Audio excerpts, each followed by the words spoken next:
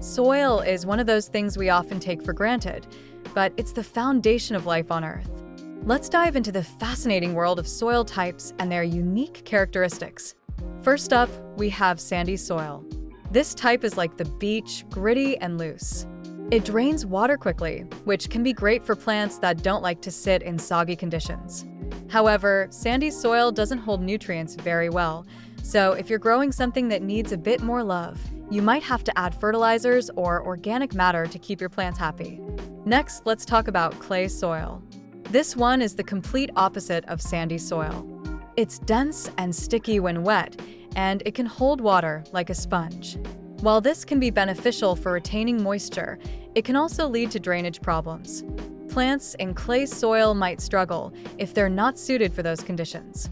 But on the flip side, clay soil is rich in nutrients, making it a great option for crops that thrive in nutrient-dense environments. Then we have silt soil.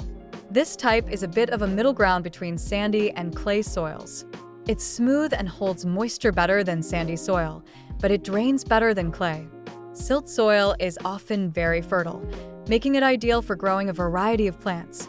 If you've ever walked through a riverbank, you've likely encountered silt soil, which is often deposited by flowing water. Now, let's not forget about loamy soil, which is often considered the holy grail of soils. It's a perfect blend of sand, silt, and clay, offering the best of all worlds. Loamy soil is well-draining yet retains moisture, and it's rich in organic matter. This makes it incredibly fertile and ideal for gardening.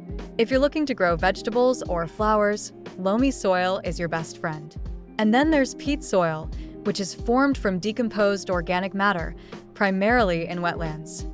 It's dark, spongy, and holds a lot of moisture.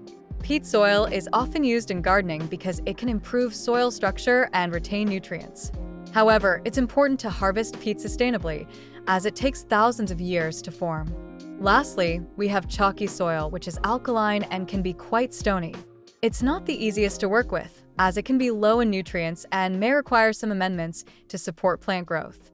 However, certain plants, like lavender and some herbs, thrive in these conditions.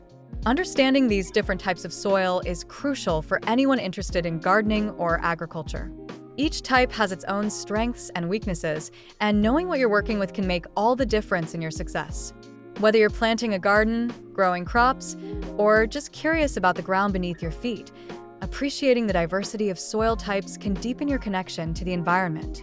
So next time you dig your hands into the earth, take a moment to think about the incredible world of soil and all the life it supports.